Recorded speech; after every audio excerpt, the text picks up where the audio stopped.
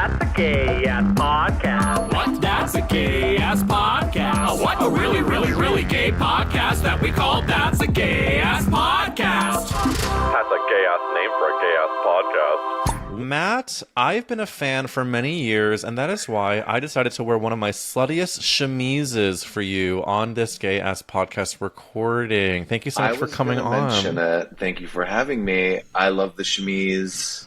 What's the material? I mean, it's probably the most flammable Marshalls women's on sale. Is it sparkly? It's sparkly, and it's giving like crocheted. It's giving like, oh yeah, she's a little sheer. I love that. Yeah, I like that. That looks like it goes in a drag bag. My drag bag. It does go in a drag bag. I mean, for the people who might not know your full lore, let me just run through a few of your crazy credits. Great, please. So not only did you recently do a new musicale at Paper Mill called Take the Lead, you're currently in a bunch of great shorts playing the festival circuit, but people might really know you from your Broadway past of doing Legally Blonde, Pal Joey, Chicago, other desert cities. You were in Sex and the City 2 on film. You did 8 episodes of Modern Family. She's Done Looking, Gossip Girl, How to Get Away with Murder, Tales of the City Younger. And she's also a hot, hairy queen. Matt, congrats on this life. You'd think I'd have more money with that resume. People think that if you have any success in the entertainment industry, it equals a $5 million home, and unfortunately, that's not the case. It's so true. It's so true. Or that like it's easy for me to get a job, or you know what I mean. Well, you clearly still hustle because you're constantly working. WERK. Well, yeah. I'm glad it looks like that. Italicized and underline and bold. The hustle, mama. It's tough out here. The business is falling apart. You're in Los Angeles. Are you in Los Angeles? Yeah, and it's dark-sided. It's dark-sided. That Hollywood sign's gonna crumble down the canyon, honey. And then burst into flames. Burst into flames. Well, there's a lot of questions I do have about your herstory, but I also like to ask our guests on That's a Gay-Ass podcast for this horny bonus series. When we use the word slut, I use it as a compliment. Is it a word that you identify with, or was it maybe something you used to be but you no longer are? I think it's like once a slut, always a slut. I don't think being a slut goes away. I think much like grief, you carry it around like a suitcase. You can sort of like, at certain times it weighs more, but and then sometimes you just sort of pack it away and put it. It's just like they say that laughing is 2 inches away from crying, and sluthood is very close to grief. It's 2 inches away from crying. Yeah, yeah, right. Yes, exactly. Yes, it is. And most sluts are on the verge of tears. Have you had a pretty slutty week or a chaste week? I'm sort of like somewhere in between. I guess like I'm at the 5. I've been on vacation with my boyfriend, and it's always nice to get away, and it becomes stress-free. Although we were visiting family, which was stressful, but you got to run away to the bedroom every once in a while. And well, absolutely. And let me ask you this, because I just a week ago spent a week with my family, and I have found that every time I get back from the family trip is when my pheromones are screaming. Oh yeah, 100%. I think that absolutely is a thing for sure. Where did you vacation with the boy? Where was the fam? We went up. My father and stepmother are in Massachusetts. We're like there. It's beautiful. They're on the North Shore of Boston. It's really nice up there.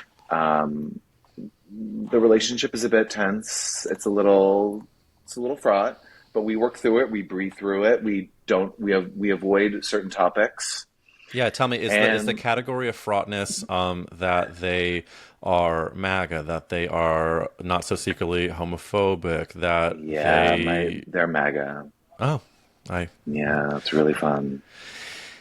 Which is, I think we're living in an interesting time where we are now reckoning with the fact that at least half the country is of that cult. And it's like we as gay people who might have families that are a part of it, how do we, some people are just like, yeah, cut and dry, you cut them out. And obviously it's not something that we all can or want to do. Right. That is very true. I've tried every tactic there's been screaming, there's been crying, there's been pleading. I mean, I go through the book. It's like I've tried everything over the last however many years, and it's to no avail. So it just sort of is like agree to disagree. And I mean, it's hard. I showed up there. When was that, last summer? When did he get shot in the ear? We literally walked in the door within 5 minutes. My stepmother was watching the news and she was like, he got shot. And me and my boyfriend were like, I wanted to like scream with joy. Of course. And like couldn't, but like, it was just, there's always something that goes down. And then of course this week it was like DC and like gay marriage being taken to the Supreme Court. And I'm just like, oh God. Yeah. The timing of that trip was toof stoof. You know, but you know, they're old and they're set in their ways, and like I can only do so much, but I do try. And then of course, you know, like trying to help out in other ways in terms of like, I don't know, trying to make the world a better place. Sure. You know what I have learned in therapy that's been helpful? Because I have been very lucky. My family is not MAGA. They're on the right side of history there. But if there's anything that I don't align with my parents, because obviously there are with anyone that just has parents, is my therapist said that kind of struck me is that because we can't change them, and they certainly will not change, and because their time on this earth is limited, we could make the decision to disassociate the things that we don't agree with, try to maximize the time we do have about the subjects that we can align on, and like glean some sense of positivity from that. Totally. Because we are going to live in a world at one point in our lives where our parents aren't here. So it's like, you know, it's really, it's heavy and tough, but it's heavy and tough.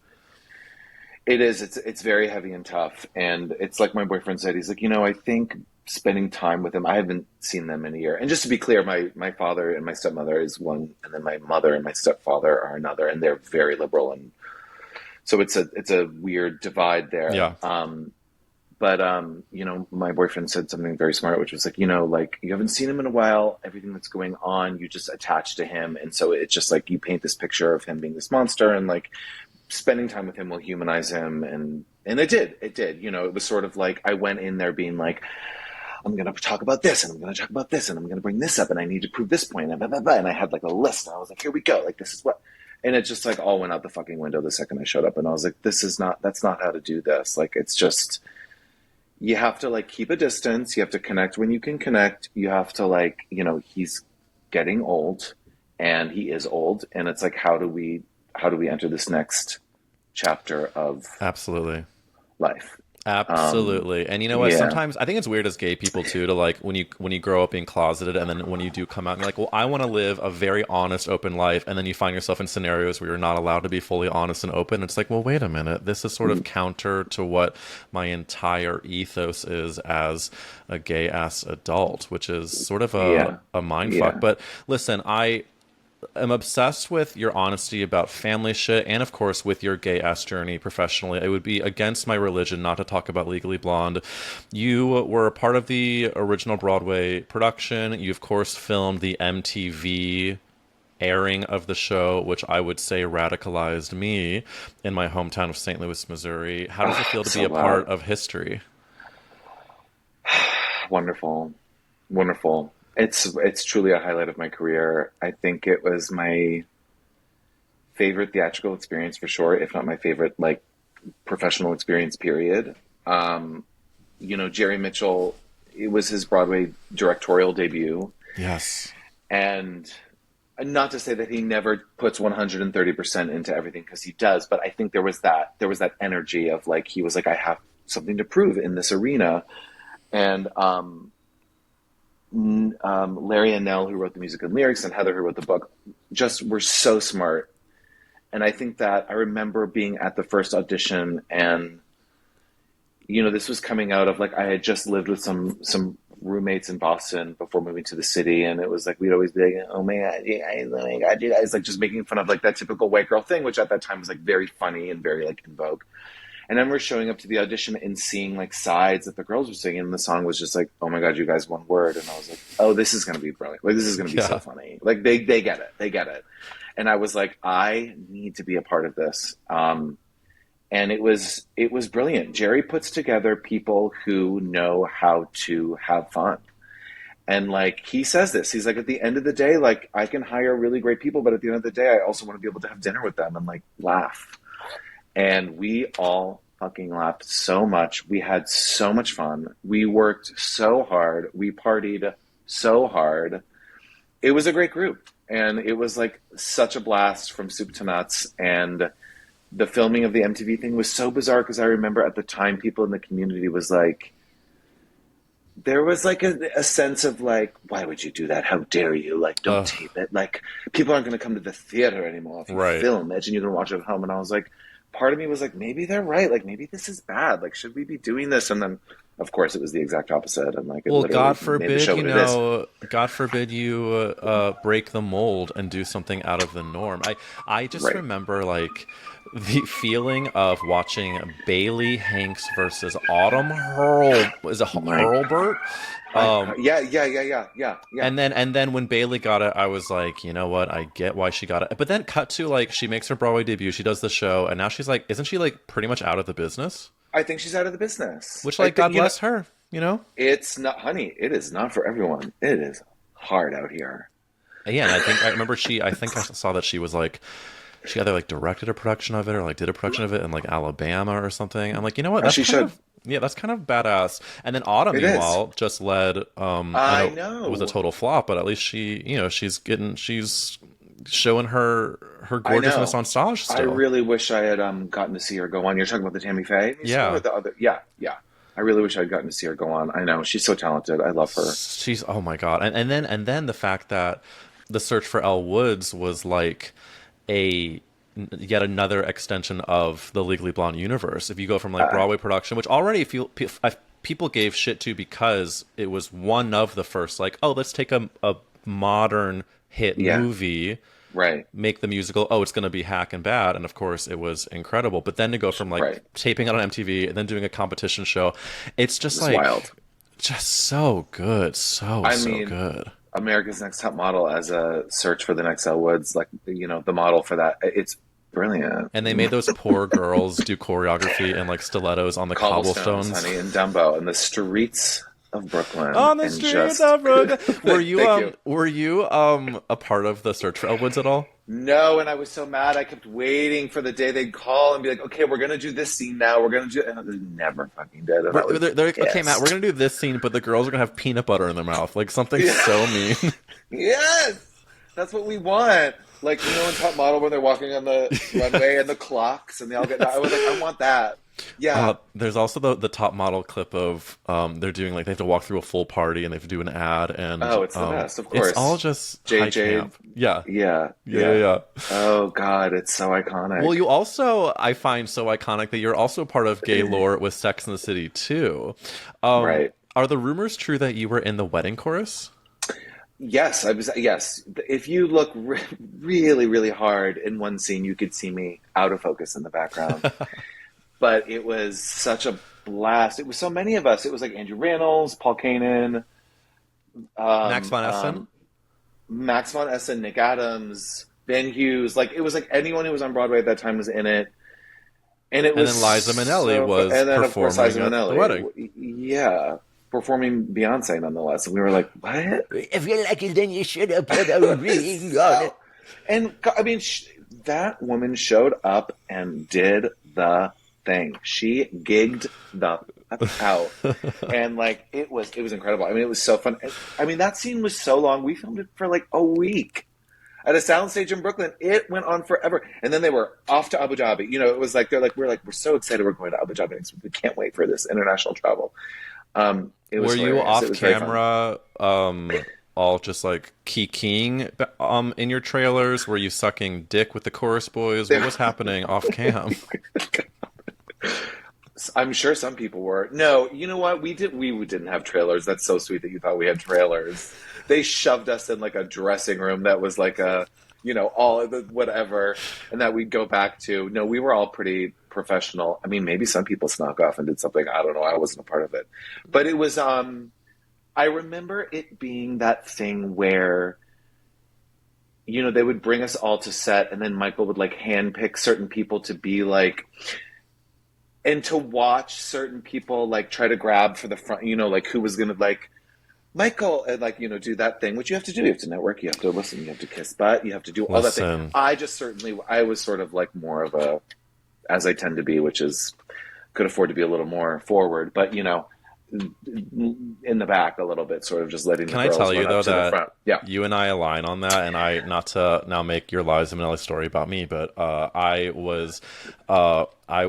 got to shoot a commercial. I forget how many months ago it was, but there were people that were like, Michael, and it was because it was for a Super Bowl commercial, and I was very much not that. And then I ended up, thank God, making into the final cut, but it's my blurred face for half of a second. So that's my Sex and the City 2 moment.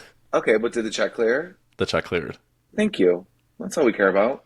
Truly, also, that's all we care about. That's all we care about. Also, like, when I was in Chicago for 2 years as my Broadway debut, Liza Minnelli would come to the show by herself, and she would sit fifth row center, and she would mouth every word, and she would live vicariously. She would just come to relive.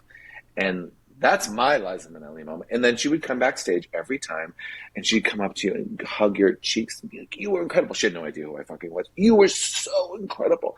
And like that to me was like, that nothing will ever surpass that for me. Like, well, you know, it's Catholics so get amazing. Baptized, and when gay people become holy, it's when Liza Minnelli grabs them by the cheeks and say, "You are so wonderful." Can you imagine?